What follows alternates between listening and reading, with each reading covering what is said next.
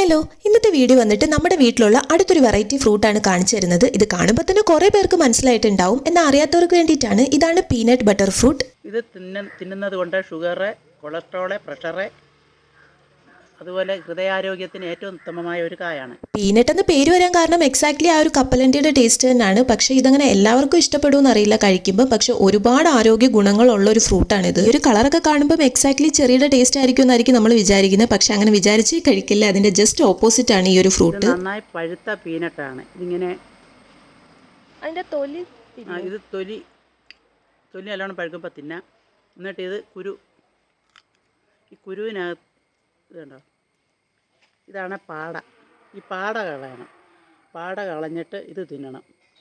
പച്ചക്കൽ കപ്പലണ്ടിയുടെ taste. എന്നിട്ട് ഇത് തിന്നാൻ കിളികളെ, കുയിൽ, തത്ത എന്നിവ ധാരാളം വരുന്നുണ്ട്. അവരുടെ പ്രധാനപ്പെട്ട ആഹാരമായത്. അപ്പം താണ്ടയുടെ ഒരു ഈച്ച വന്ന്. പിന്നെ ഞാൻ ഈച്ചയ്ക്കും കുറച്ച് പീനട്ട് കൊടുത്തു. റംബൂട്ടാൻ സീസൺ ആയതുകൊണ്ട് റംബൂട്ടാനൊക്കെ പിടിച്ച് കിടക്കുകയാണ്. അതുകൊണ്ട് പീനട്ടും റംബൂട്ടാനും എല്ലാം മിക്സ് ആയി കിടക്കുകയാണ്. ഇതാണ് ഇതിൻ്റെ തയ്യ്. ഇതിന് യാതൊരു പരിചരണവും വേണ്ട. ഇതിനകത്ത് നമ്മൾ തിന്നുന്ന കുരുവ് മുളച്ചാണ് ഇതുണ്ടാകുന്നത്. ഇതിന് വെള്ളം വേണ്ട, വളം വേണ്ട, വർഷം മുഴുവനും ഉണ്ടാകും. ഇതെനിക്ക് പാളയംകുന്ന് സ്കൂളിലെ എൻ്റെ സുഹൃത്ത് സരിത ടീച്ചർ തന്ന ഒരു തയ്യാണ്. കുറേ നാളായി. പക്ഷേ ഇത് എല്ലാവരും ഇവിടുന്ന് തൈ കൊണ്ടുപോകും. എല്ലാവർക്കും ഈ ചെടി പിടിക്കുകയും ചെയ്തു. കായ ധാരാളം ഉണ്ടാവുകയും ചെയ്യുന്നുണ്ട്. ഇതിനെക്കുറിച്ച് ഡീറ്റെയിൽ ആയിട്ട് എന്തെങ്കിലും അറിയണമെന്നുണ്ടെങ്കിൽ കമൻസിൽ ചോദിച്ചാൽ മതി. Okay, by.